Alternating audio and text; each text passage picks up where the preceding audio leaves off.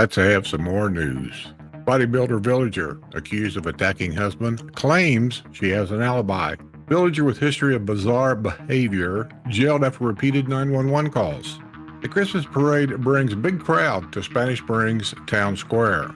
A faux nurse who ripped off a blind villager back in jail after a hit-and-run crash. Caregiver allegedly cashes stolen checks at credit union, at Walmart. Deputy nabs Venezuelan behind the wheel without a driver's license. Jim Croce's son brings new meaning to music of his famous father. Man convicted of sexual assault on children moves into a home in the Villages. Plenty of holiday entertainment on tap in the Villages for the month of December. A Honduran man arrested for the 6th time for driving without a license. A couple in the Villages' son is sentenced in thefts at recreation centers. The Villages Corvette Club delivers 43,000 and 1,331 toys for Tots. A Pepper Tree Apartments woman headed to prison in child porn case. A Georgia fugitive arrested shortly after registering as sex offender in the Villages. Bystanders tackle a shirtless man exhibiting behavior that was bizarre. How many holes in ones do we get this week? Letters to the editor. At the end of this, you will see some pictures of some Christmas decorations. This and more coming up.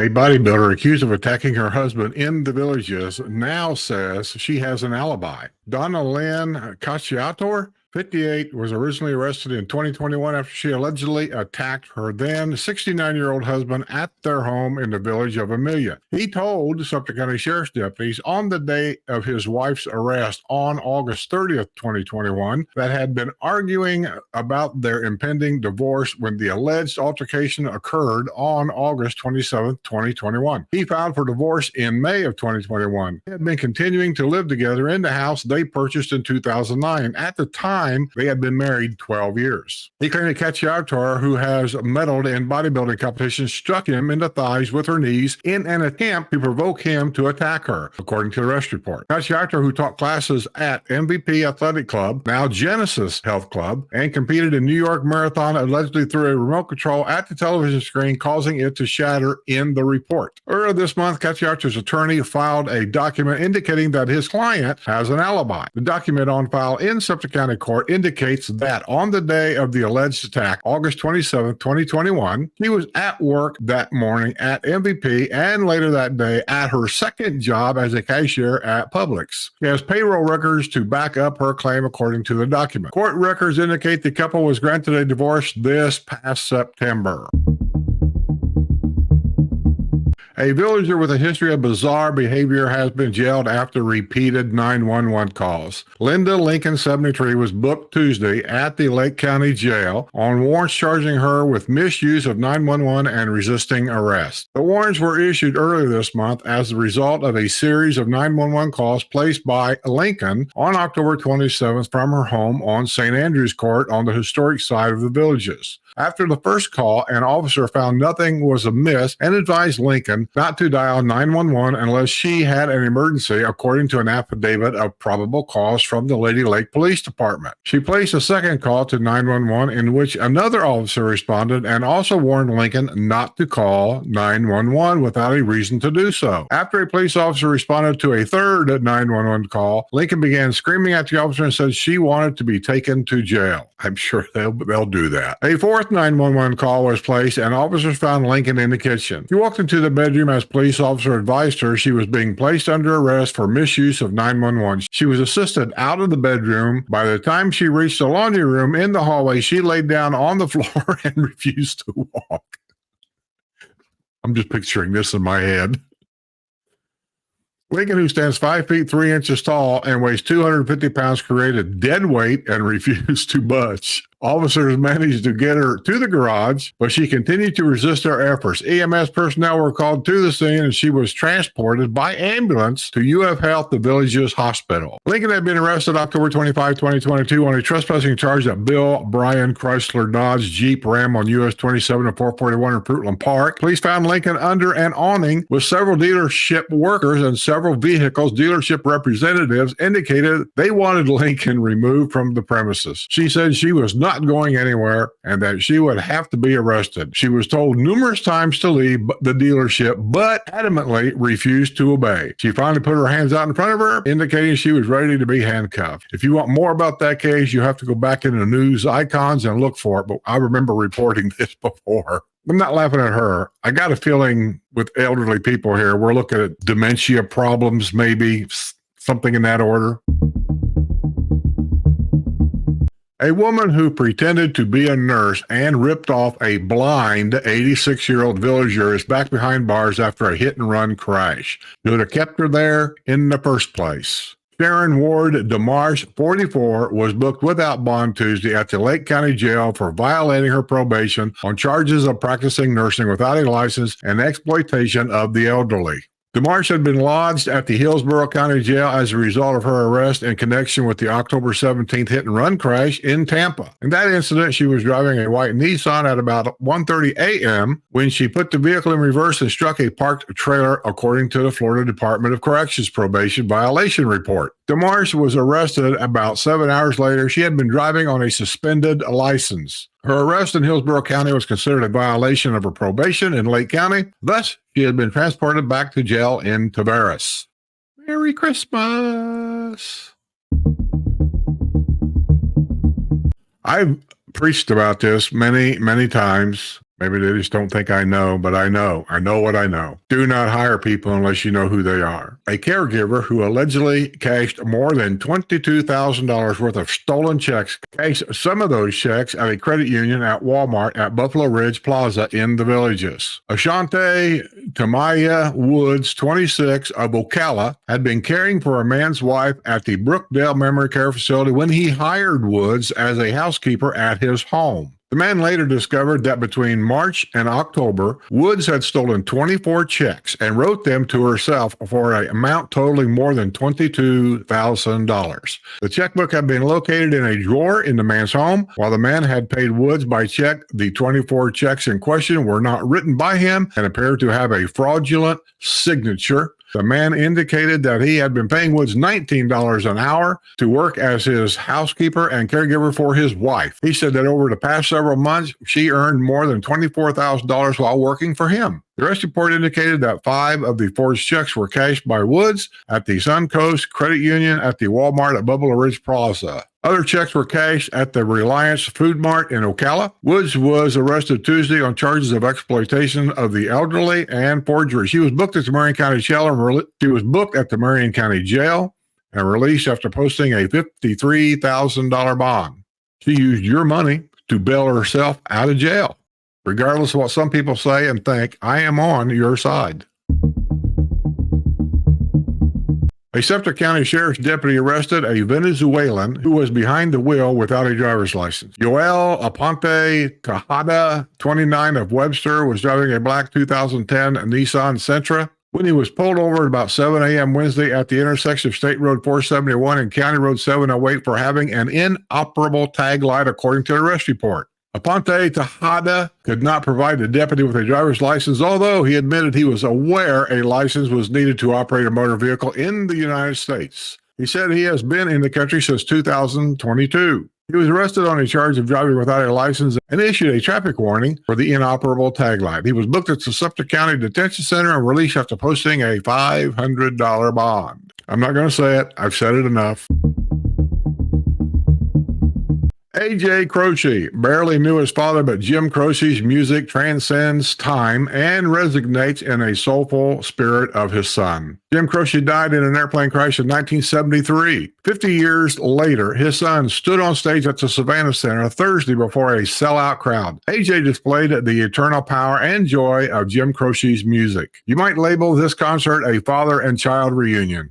The Croces had little time together. AJ was about to turn 2 when his father died. Despite the tragic separation, they share a musical family bond that death could not break. AJ Croce's remarkable talent and musical majesty was on vibrant display throughout nearly 2-hour concert. He played most of his father's memorable songs and other styles of music, including ragtime, jazz, rock, Cajun, gospel, and pop. The hits include Operator, Bad Bad Leroy Brown, I Got a Name, You Don't Mess Around with Jim, and I Have to Say I Love You in a Song.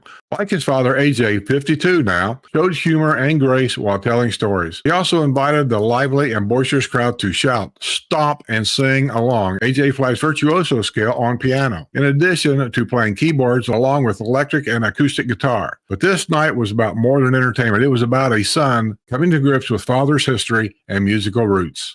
It reminded some of a Jim Croce lyric, I Got a Name, and I carry it with me, like my daddy did. It was an emotional night, especially at the end when a large video screen behind the stage showed Jim Croce playing on the grass with his toddler son. The stage lights went up as AJ sang one of his father's most revered songs, Time in a Bottle. The song was written by Jim Croce for his wife, Ingrid, and infant son, AJ. I was watching the screen, hearing the music, and when AJ started singing, he just started crying, said Shirley Circus, a firefighter who lives and works in the villages. This concert was so special. It felt very intimate and very sentimental. AJ was dealing with his father's music with such honesty. It was beautifully done. Gary Malaber is one of the top sessions drummers in music and has played with Bruce Springsteen, Van Morrison, Bob Seger, Eddie Money, and Steve Miller, among others. It took AJ a long time to come out and play his father's music, said Malaber, who plays drums in Croce's touring band. He kind of ignored his father's music, but he changed a couple of years ago and pivoted to that music. It became part of him, and he loves playing these songs. When AJ turned 50, he had a musical epiphany and described his father's songs this way to CBS. I realize that he's part of my life and I'm a part of his legacy. And I felt it was important at a certain age and at a certain maturity to embrace it. AJ more than embraced that music during his performance. He opened with a rousing Don't Mess Around with Jim while sitting at the piano. Then it was time for some Jim Croce humor on Roller Derby Queen. He talked about his father being in the Army and waiting with other soldiers to use a public telephone. I remember that. Kids today in your cell, you have no idea.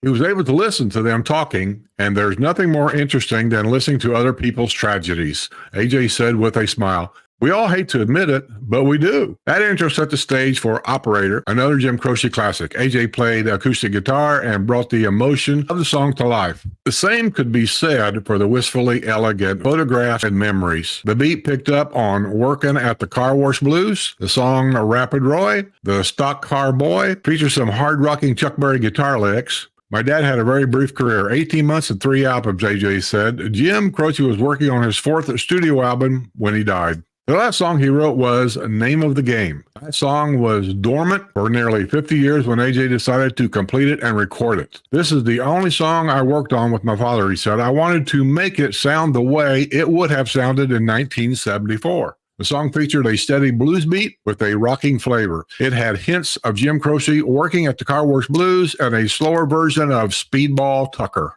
AJ offered more than his father's song. He put some soul into Billy Preston's Nothing from Nothing, in addition to other numbers featuring gospel, rhythm, and blues, and some New Orleans-style boogie-woogie. He finished the set with I Got a Name and earned a loud and long-standing ovation. Then he and his 3-piece band and 2 female backup singers returned for a final number, Time in a Bottle. It was one of the most enjoyable and emotional shows of the year at Savannah. Thanks for coming, AJ told the crowd, and he seemed genuinely moved by the people's response to his music. One audience member summed up the feeling in the auditorium when he yelled out, "Thank you for being here."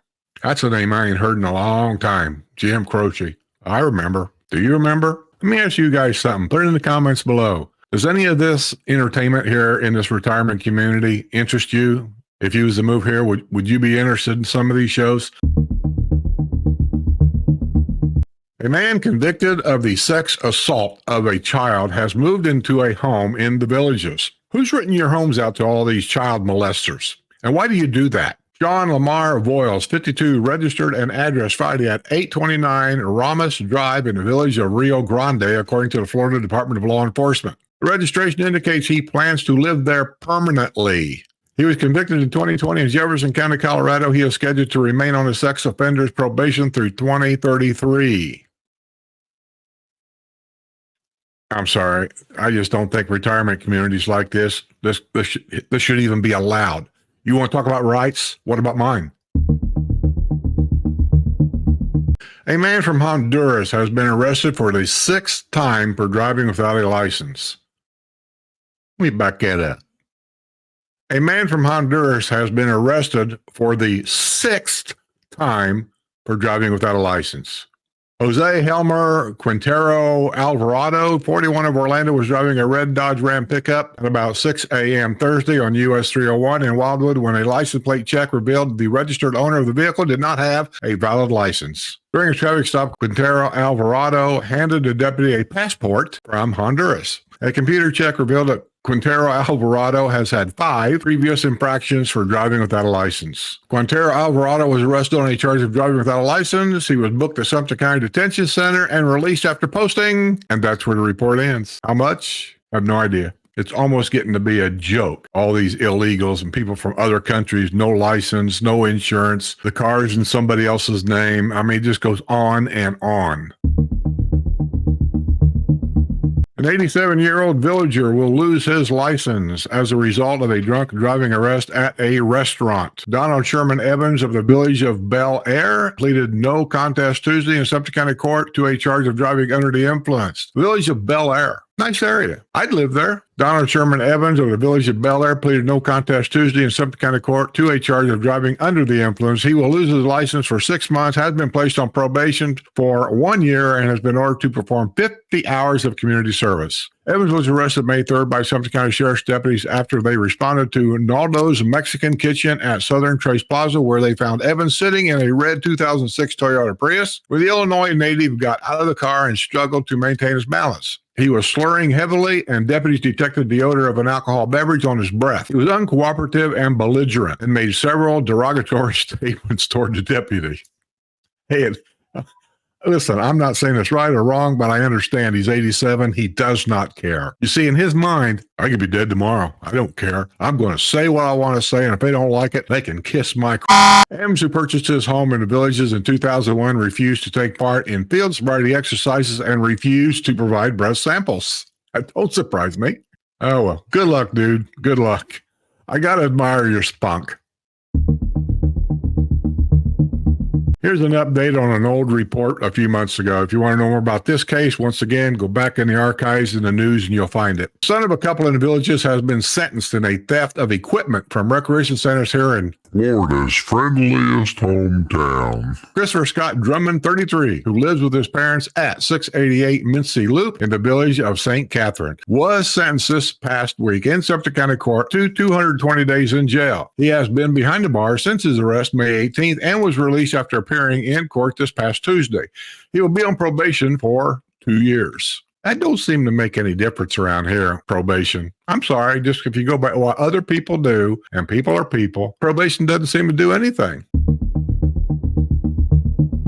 An investigation by the Sumter County Sheriff's Office led to the discovery of a white Ford Expedition with a disabled veteran's license plate. The investigation revealed the man driving the vehicle was trying to sell the projectors. The vehicle's license plate was tracked to Drummond's father. When a deputy went to Drummond's home, his mother said her son had gone to the Shores area in Marion County to retrieve the projectors, which had been sold. A criminal history check revealed Drummond was previously convicted of armed robbery and theft in New York.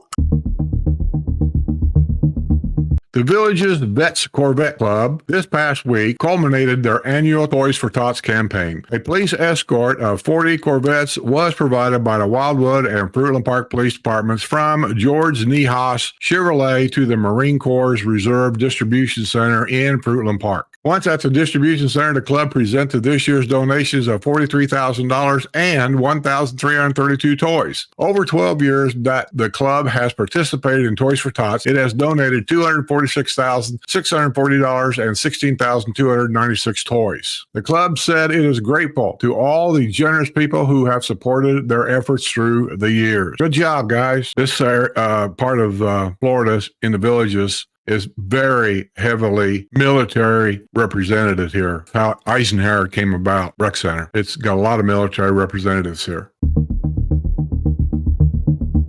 A villager has been sentenced after crashing her car into a multimodal path near the Brownwood wood shop. Melanie Ann Molaski, 51, who lives in the Leighton Villas in the village of Dunedin, pleaded no contest to a charge of driving under the influence this past week in Sumter County Court. She will lose her license for 6 months and has been ordered to perform 50 hours of community service and should be placed on probation for 1 year. The same thing over and over and over again. She was driving a white Toyota Corolla at about 9 p.m. March 21 when she drove onto the multimodal path along Buena Vista Boulevard near the wood shop, which is located across from the Eisenhower Recreation Center. She drove into the flowers and sideswiped a stop sign. A deputy who approached the car detected a strong odor of marijuana and spotted what appeared to be a marijuana joint on the passenger seat. It appeared Molaski had been drinking also. She fell backwards during a field sobriety exercise that a deputy stopped the exercises due to safety concerns. She provided breath samples that registered 0.142 and 0.152 blood alcohol content. She was taken to a local hospital for a medical evaluation and later turned herself in. She was arrested on a charge of driving under the influence and possession of marijuana. She was also ticketed for careless driving and driving while license suspended.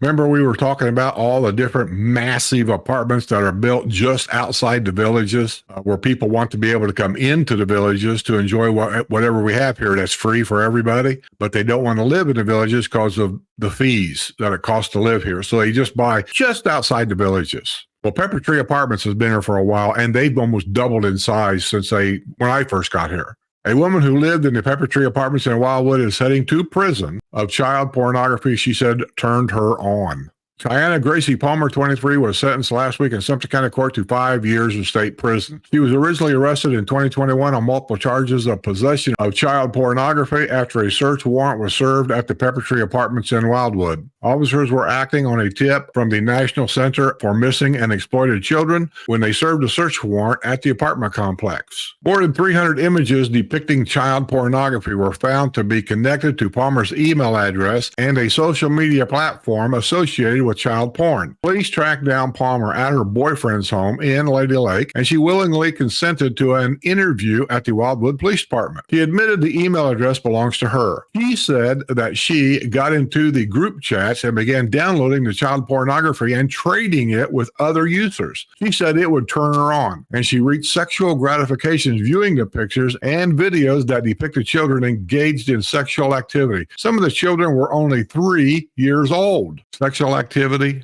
3 years old? There's got to be more to that. A Georgia fugitive was arrested shortly after registering as a sex offender in the villages. Earl Vernon Cash Jr., 45, on Friday registered an address at 3164 Hatch Lane in the village of Polo Ridge, according to the Florida Department of Law Enforcement. Later that day, he was arrested on a warrant charging him with violating his probation in Georgia. He was being held without bond at the Sumter County Detention Center. He was convicted in 2015 in Columbia City, Georgia, on charges of child molestation and sexual battery involving a child under the age of 16. He was paroled in 2019 from the Georgia Department of Corrections. He remains on probation. Cash was convicted in 2021 of failure to register as a sex offender in Sumter County. Back you go.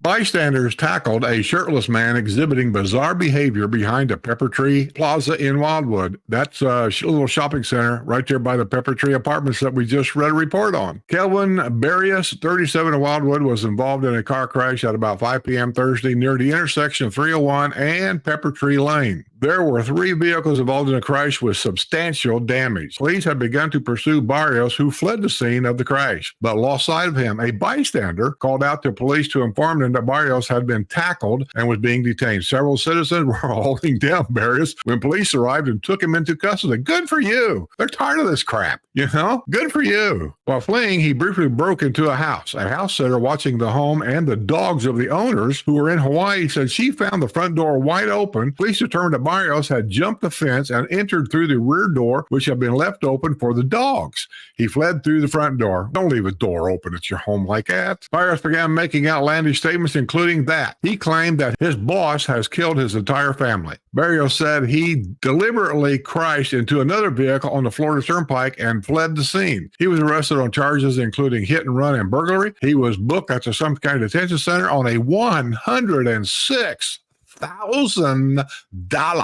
He'll be in there for a while. If you guys go back a few months ago, I read a report, saw your villas up there where young people that live up there with their moms and dads or whatever were causing all kinds of havoc in that neighborhood and they were complaining about it. I've never gotten an update on that. I know you've asked, but I've never gotten an update on that. I don't know what's been happening up there at all. Here's a report of, I think, one of these kids living up there. A Sawyer Villas man was arrested on a speeding motorcycle with a New Jersey license plate. James Prettyman III, 23, was riding the motorcycle at 11:43 a.m. Friday at the intersection of County Road 466 and 301, heading southbound when he traveled into the northbound lane with no regard for public safety, according to the arrest report. Vehicles had to hit their brakes to avoid colliding with the motorcycle. Prettyman's motorcycle re-entered the southbound lane of traffic and accelerated at a high rate of speed. A deputy initiated a traffic stop on US 301 and State Road 44. That's clear down here by me, Brownwood. Prettyman handed over his New Jersey driver's license, which did not have a motorcycle endorsement. He was arrested on charges of reckless driving and operating a motorcycle without a license. He was booked at some kind of detention center and released after posting a $1,000 bond. So he don't have a motorcycle endorsement. That means that motorcycle got impounded.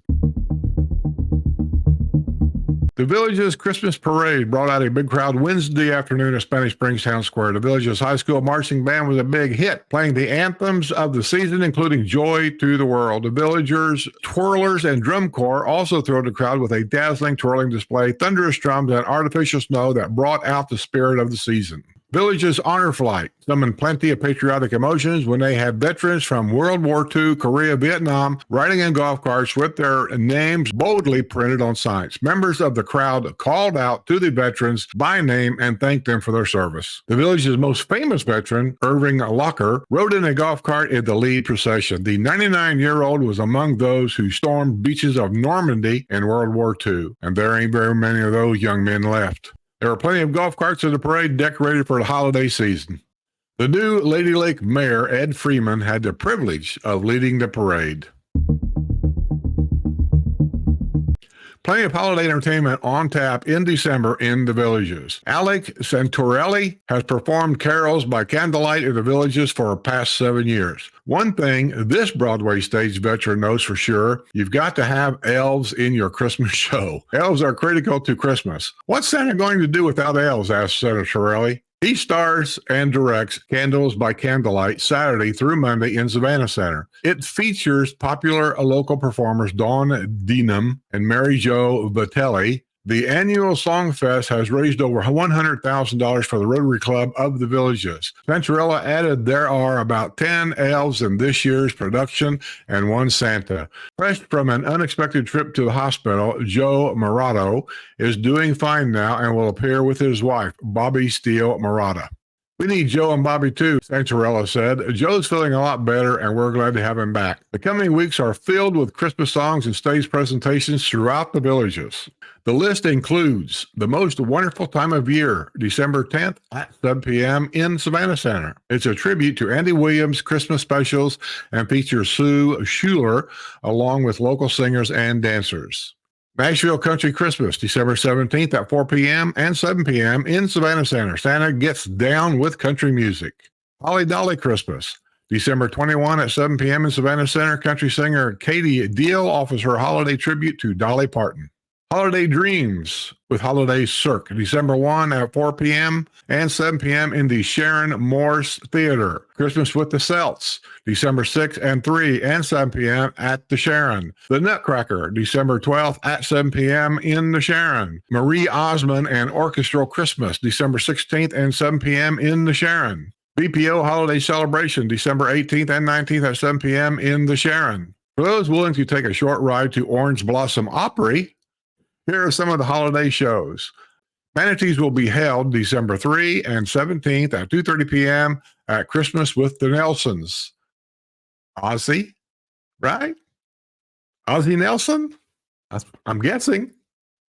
December 9 at 2:30 and 7 p.m. The show features Matthew and Gunnar Nelson, twin sons of famed singer Ricky Nelson, which was the son of Ozzy Nelson. Ozzy and Harriet, that TV show. Kids. They share memories of Christmas past with the 1950s and 60s. TV family, Ozzy and Harriet and David and Ricky Nelson. As you can see, when the snowbirds start coming back, the shows, especially around the holiday time, is aplenty.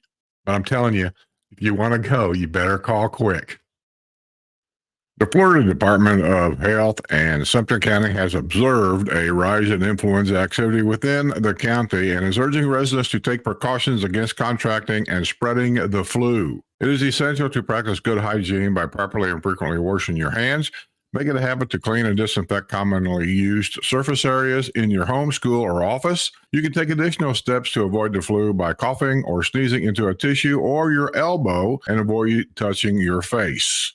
Yep, it's that time of year again. I think I'm going in the 15th. I got to go to the doctor anyway for my yearly checkup, and I'm getting a flu shot. I get it every year. I don't take any chances.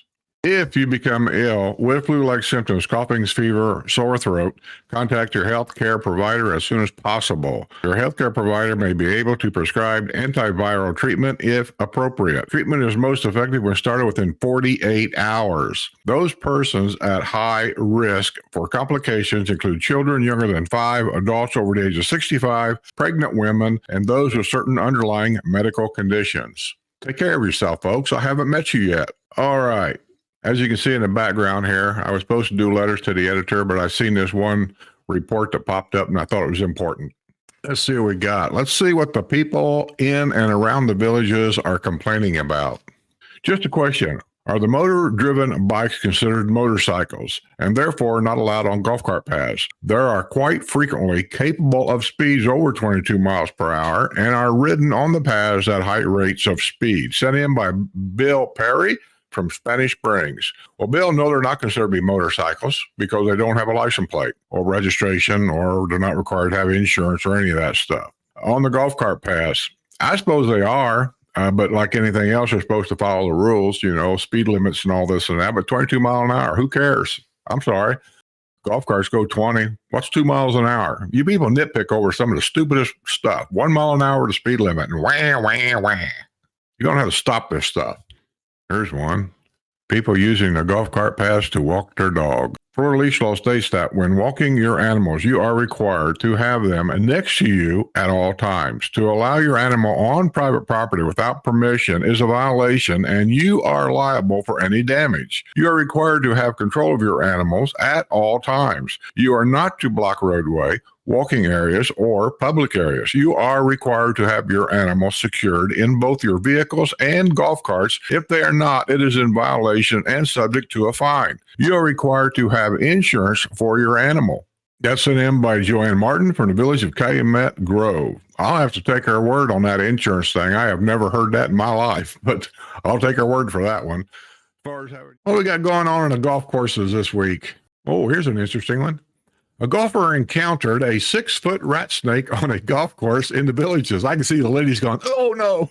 Carl Engelberger and Steve Miller were on the practice green at Heron Executive Golf Course at around noon Monday when they spotted the yellow rat snake. Miller picked up the snake with his ball retriever while Engelberger snapped a photo. Rat snakes are common in this area, particularly in the overgrown swamp areas in the Villages. They are non-poisonous snakes and are harmless to humans unless they are agitated, and this snake was very docile and did not attempt to strike or be aggressive at all.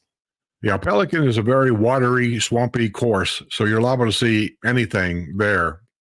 Looks like we've only got one hole-in-one. Villager Tom Gressick scored 2 holes-in-ones in November 18 days apart. He scored the first lucky ace on November 13 at hole number 3 at 84 yards at the Mickey Lee pitch and putt. He used a sand wedge. He got the second hole-in-one on November 30 at hole number 7 at 124 yards. At the Southern Star Executive Golf Course, he used a 9-iron. Well, congratulations, Tom, on your holes-in-one. 2. Life just isn't fair. At the end of this news, I'm going to show some yard decorations for Christmas, maybe a little bit of decorations around. Hope you enjoy them. It'll be quick and easy. But for those of you that enjoy this kind of thing and you'd like to watch it maybe commercial free, please consider being a Patreon member. Our patrons get it commercial free. They get it first. And there's a lot of things on Patreon that you just do not see here on YouTube. Help support the channel. It means a lot. And so the rest of you, don't leave your keys in the golf cart or the car. Whoa, oh, oh, da da da da, oh, oh, da da da da, oh, oh, da da da da, making our Christmas memories. I've been working so much lately, I can barely find the time to sleep. Yeah, I spend my time running around, keeping people pleased. But this is my favorite holiday. It's a chance to start over new. 'Cause I missed you, so I'm letting go of everything but you. These are the good times with you. Baby, this year it's just gonna be you and me. Hang by the fire and chill. Isn't this how it's supposed to be? Making our Christmas memories. Oh, and I've been longing to hold you close. Forget about everyone else. Isn't this how it's supposed to be? Making our Christmas memories. Oh, oh, la da da da, oh, oh, la da da da, oh, oh, la da da da. Making our Christmas memories. I've been wrapping presents for you. I've been hanging marbles in the tree. And I've lit my house with Christmas lights. So you should come back home to me. And when we wake up in the morning, I'm gonna play those carols that you love. We'll be singing all the melodies until the sun comes up. These are the good times with you. Baby, this year it's just gonna be you and me. Hang by the fire and chill. Isn't this how it's supposed to be? Making our Christmas memories. Oh, and I've been longing to hold you close. Forget about everyone else. Isn't this how it's supposed to be? Making our Christmas memories. Oh, oh.